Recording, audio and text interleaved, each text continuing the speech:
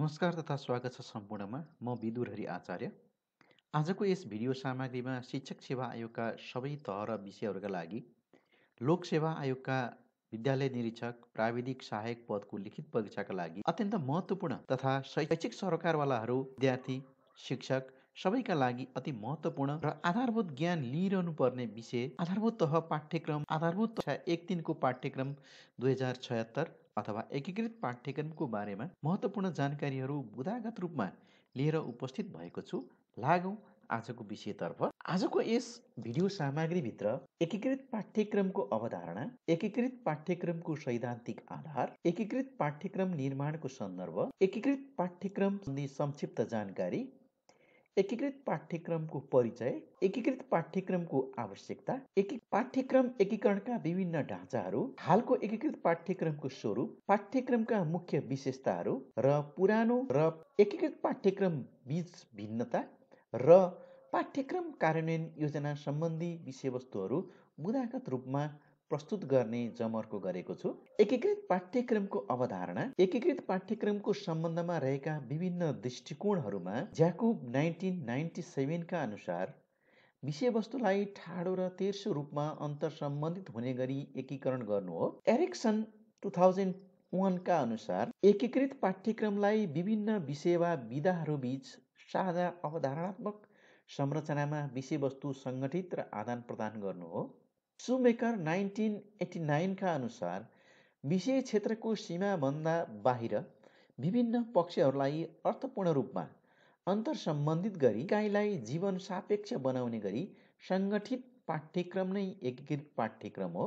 Be 1997 का अनुसार पाठ्यक्रमको एकीकरणलाई विषयवस्तुको एकीकरणमा मात्र सीमित नराखी बृहत रूपमा अनुभवको एकीकरण, सामाजिक एकीकरण, ज्ञानको एकीकरण र पाठ्यक्रमको ढाँचाको एकीकरणका रूपमा लिने कुरा उल्लेख गरेको पाइन्छ।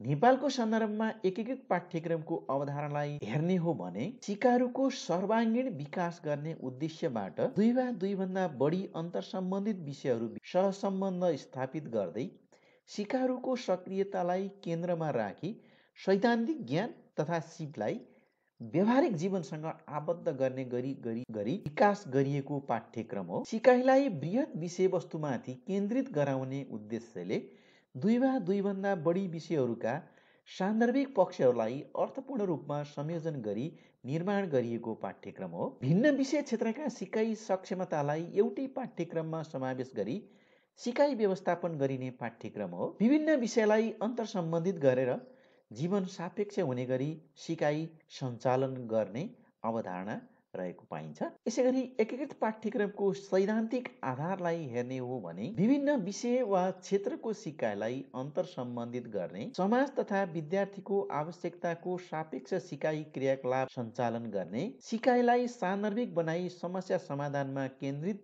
गर्ने, शिक्षण सिकाइलाई बाल केन्द्रित बनाउने, सिकारुको सक्रिय सहभागितामा सिकाइ गर्ने जस्ता दृष्टिकोणमा एकीकृत पाठ्यक्रम आधारित छ। जोन डिवेले सन् 1902 मा बालबालिका र पाठ्यक्रम शीर्षकको पुस्तकमा शिक्षालाई समाज सान्दर्भिक हुने गरी प्रजातान्त्रिकरण गर्नका लागि विषयगत पाठ्यक्रम प्रभावकारी नहुने कुरा उल्लेख गर्दै एकीकृत पाठ्यक्रमको आवश्यक हुने बताएका छन्। विषयवस्तुलाई अन्तर्सम्बन्धित गरेर सिकाउन सकेमा शिक्षण सिकाइलाई बाल केन्द्रित बनाई बालबालिकाको जीवन र समाजको आवश्यकता सापेक्ष बनाउन सहयोग पुग्ने दृष्टिकोण डिवेले प्रस्तुत गरेका छन्। एकीकृत पाठ्यक्रमको निर्माणको सन्दर्भमा राष्ट्रिय पाठ्यक्रम प्रारूप 2076 ले निर्दिष्ट गरेका सिद्धान्त तथा स्वरूपहरूमा आधारित भई उल्लिखित सन्दर्भहरूलाई समेत आधार मानी विद्यालय शिक्षाको पाठ्यक्रम विकास गर्ने क्रममा आधारभूत तह कक्षा 1-3 को पाठ्यक्रम 2076 विकास गरिएको छ।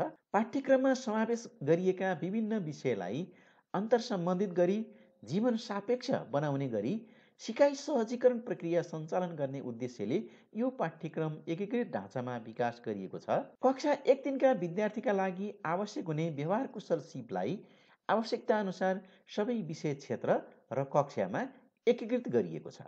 पाठ्यक्रम निर्माणको सन्दर्भ तथा औचित्य, पाठ्यक्रम विकास तथा परिमार्जन प्रक्रिया, पाठ्यक्रम विकासमा अवलम्बन गरिएका सिद्धान्तहरू तथा एकीकृत ढाँचाको पाठ्यक्रम निर्माण प्रक्रिया, शिक्षाका राष्ट्रिय उद्देश्य, विद्यालय शिक्षाको तहगत संरचना, विद्यालय शिक्षाको पाठ्यक्रम संरचना, आधारभूत शिक्षाका तहगत सक्षमता कक्षा 1-3, आधारभूत तह कक्षा 1-3 का विषयगत पाठ्यक्रम, एकीकृत पाठ्यक्रममा समावेश गरिने व्यवहार कुशल सिपहरू र एकीकृत पाठ्यक्रमको समग्र संरचना समावेश गरिएको छ।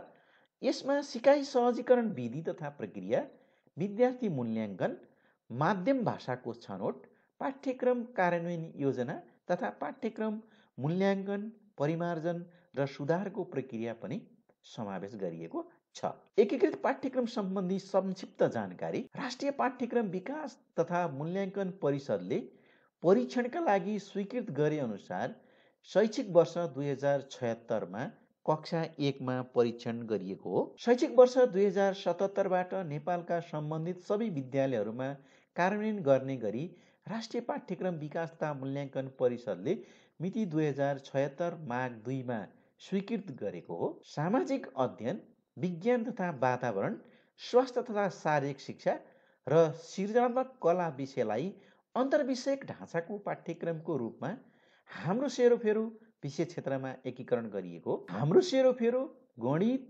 नेपाली भाषा, अङ्ग्रेजी भाषा विषय क्षेत्र समावेश हुने गरी बहुविषयक ढाँचाको एकीकृत पाठ्यक्रम तयार गरिएको छ। एकीकृत पाठ्यक्रमको परिचयको सन्दर्भमा विभिन्न विषयलाई अन्तर्सम्बन्धित गरेर जीवन सापेक्ष हुने गरी सिकाइ प्रक्रिया सञ्चालन गर्नु, विभिन्न विषयका ज्ञान र सिपलाई कुनै समस्यामा वा विषय क्षेत्रमा केन्द्रित गर्ने वा कुनै मुद्दा वा समस्यामा केन्द्रित भई विषयवस्तुको निश्चित सीमा निर्धारण नगरी समस्या समाधानका लागि आवश्यक ज्ञान तथा सिप प्राप्त हुने गरी शिक्षण सिकाइ सञ्चालन गर्ने गरी तयार गरिएको पाठ्यक्रम एकीकृत पाठ्यक्रम हो। 2 वा 2 भन्दा बढी विषयका उद्देश्यहरू सँगै मिलाएर सिकाउन सकिने पाठ्यक्रम एकीकृत पाठ्यक्रम हो, अथवा विषयहरू जोडेर समग्र रूपमा सिकाउने विधि एकीकृत पाठ्यक्रम हो। एकीकृत पाठ्यक्रमको आवश्यकताको सन्दर्भमा सिकाइ प्रक्रियामा व्यवहार कुशल सिपको संयोजन गरी सिकाइलाई जीवनोपयोगी र सान्दर्भिक बनाउन यसको आवश्यकता देखिन्छ। खण्डीकृत सिकाइलाई निरुत्साहित गरी एकीकृत सिकाइलाई बढावा दिनका लागि, विद्यालय र समुदायलाई जोड्नका लागि, सिकाइ प्रक्रियामा जीवन्त अनुभवहरूलाई जोड्नका लागि, सहकार्यात्मक सिकाइलाई प्रवर्धन गर्नका लागि पाठ्यक्रम एकीकरणका विभिन्न ढाँचाहरूलाई हेर्दा पहिलो विषयगत अथवा डिसिप्लिनरी, यस अन्तर्गत अलग अलग विषयका लागि अलग अलग समय निर्धारण गरी सिकाइ क्रियाकलाप सञ्चालन गर्ने विषयगत ज्ञान र सिपमा बढी जोड दिने यो विषयगत पाठ्यक्रमको रूपमा रहेको हुन्छ। दोस्रोमा बहुविषयक अथवा मल्टिडिसिप्लिनरी, विभिन्न विषयबाट अन्तर्सम्बन्धित विषयवस्तु वा अवधारणालाई सम्बन्धित गराउने तर विषयगत सीमा र पहिचान कायम रहने। तेस्रोमा अन्तर्विषयक अथवा इन्टरडिसिप्लिनरी, 2 वा 2 भन्दा बढी विषयसँग मिल्ने गरी थीम निर्धारण गरेर मिल्ने विषय क्षेत्रका विषयवस्तुहरूलाई एकै ठाउँमा राखेर सिकाउने, नमिल्ने विषयवस्तुलाई क्रममा राखेर सिकाउने। 4मा विषयविहीन, जसलाई ट्रान्सडिसिप्लिनरी भनेर भनिएको छ, विषयगत सीमा कायम नहुने, कुनै समस्या, मुद्दा वा घटनामा आधारित भई सिकाइ क्रियाकलाप सञ्चालन गरिने, अधिकांशतः अन्तर्सम्बन्धित विषयवस्तुहरूबाट सिकाइको सुरु गरिने। यी पाठ्यक्रम एकीकरणका 4वटा ढाँचाहरू रहेका छन्। हालको एकीकृत पाठ्यक्रमको स्वरूपलाई हेर्दा सामाजिक अध्ययन, विज्ञान तथा वातावरण, स्वास्थ्य तथा शारीरिक र सृजनात्मक कला विषयलाई अन्तर्विषयक ढाँचाको रूपमा हाम्रो सेरोफेरो विषय क्षेत्रमा समावेश गरिएको छ। हाम्रो सेरोफेरो गणित, नेपाली भाषा, अङ्ग्रेजी भाषा विषय क्षेत्र समावेश गरी बहुविषयक ढाँचाको एकीकृत पाठ्यक्रम तयार गरिएको छ। कक्षा 1-3 का विद्यार्थीका लागि आवश्यक हुने व्यवहार कुशल सिप अर्थात् सफ्ट स्किल्सलाई आवश्यकता अनुसार सबै कक्षाका विषय क्षेत्रहरूमा एकीकृत गरिएको छ। एकीकृत पाठ्यक्रमको विकासको तहलाई क्रमशः विधागत अथवा विषयगतदेखि अनुभवसँग आबद्ध गरिएको अथवा ट्रान्सडिसिप्लिनरी सम्म यसको एकीकरणको खासै एकीकरण नभएको अवस्थादेखि उच्च तहको एकीकरण भएको अवस्थालाई एकीकृत पाठ्यक्रम विकासको तहमा हेरिएको हुन्छ। सबैभन्दा पहिलो विषयगत, दोस्रोमा बहुविषयक, त्यसको अझ विकसित रूपको रूपमा अन्तर्विषयक र सबैभन्दा विकसित रूप अथवा एकीकृत पाठ्यक्रमको विकसित रूपको रूपमा जीवन अनुभवहरूसँग आबद्ध गरी सिकाइको एकीकरण गर्ने, पाठ्यक्रमको एकीकरण गर्ने अवस्थालाई यसलाई बुझ्न सकिन्छ। एकीकृत पाठ्यक्रमका मुख्य विशेषताहरूलाई हेर्ने हो भने सक्षमतामा आधारित पाठ्यक्रम हो। यसमा भाषिक क्षेत्रहरू 8वटा रहेका छन्। अध्यापन गर्नुपर्ने विषयगत क्रियाकलापलाई पाठ्यघण्टा र कार्यघण्टामा राखिएको छ। व्यवहार कुशल सिपमा आधारित छ। उपलब्धि स्तरमा आधारित मूल्याङ्कन प्रणाली कमजोर, सामान्य, राम्रो र उच्च मूल्याङ्कन प्रणालीको रूपमा व्यवस्था गरिएको छ। अन्तर्विषयक र बहुविषयक थिममा आधारित भई एकीकृत सिद्धान्त अनुसार पाठ्यक्रमको संरचना तयार पारिएको छ। अब हेरौँ पुरानो पाठ्यक्रम र वर्तमान पाठ्यक्रम अथवा एकीकृत पाठ्यक्रम बीच के कस्ता भिन्नताहरू प्राप्त गर्न सकिन्छ त। यसलाई पुरानो पाठ्यक्रमलाई उद्देश्यमा आधारित अथवा छोटकरीमा यसलाई भन्दा केएसए अथवा नलेज, स्किल र एटिच्युड, र अहिलेको एकीकृत पाठ्यक्रम सक्षमतामा आधारित पाठ्यक्रम हो जसमा केएसए बिए अथवा नलेज, स्किल, एटिच्युड, भ्यालु र एबिलिटी टु डु। दोस्रोमा साधारण र विशिष्ट उद्देश्य पुरानो पाठ्यक्रम अन्तर्गत भने एकीकृत पाठ्यक्रममा सक्षमता र सिकाइ उपलब्धि। तेस्रोमा पुरानो पाठ्यक्रममा पाठ्यभार र पूर्णाङ्क र एकीकृत पाठ्यक्रममा पाठ्यघण्टा र कार्यघण्टाको व्यवस्था। चौथोमा पुरानो पाठ्यक्रम विषयगत पाठ्यक्रमको रूपमा रहेको थियो भने एकीकृत पाठ्यक्रम एकीकृत अथवा बहुविषयक र अन्तर्विषयक ढाँचामा एकीकृत गरिएको छ। पाँचौँमा प्रक्रियामा आधारित मूल्याङ्कन प्रणाली रहेको थियो पुरानो पाठ्यक्रममा भने एकीकृत पाठ्यक्रममा सिकाइ उपलब्धिमा आधारित मूल्याङ्कन अथवा उपलब्धि प्रतिशत 4वटा स्तरमा विभाजन गरिएको छ।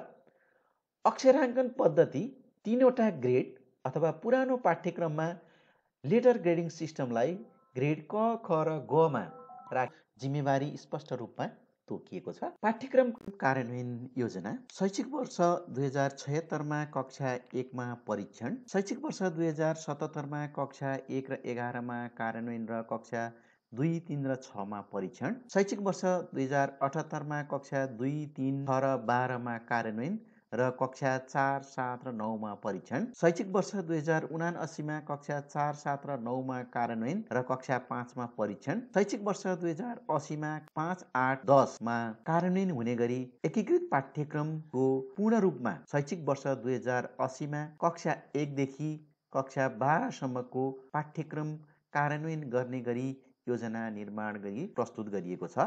हस्, धन्यवाद। आजको एकीकृत पाठ्यक्रम सम्बन्धी यति नै राख्दै यस पछाडिको भिडियो सामग्रीमा एकीकृत पाठ्यक्रममा व्यवहार कुशल सिपको बारेमा हुनेछ, हेर्न नछुटाउनुहोला। भिडियो हेरी आवश्यक सुझाव कमेन्ट बक्समा लेखिदिनु हुन र विषयवस्तु राम्रो लागेको भए यस आर्ट अफ टिचिङ युट्युब च्यानललाई सब्सक्राइब गरी थप सामग्रीको बारेमा जानकारी दिन अनुरोध गर्छु। हस्, धन्यवाद।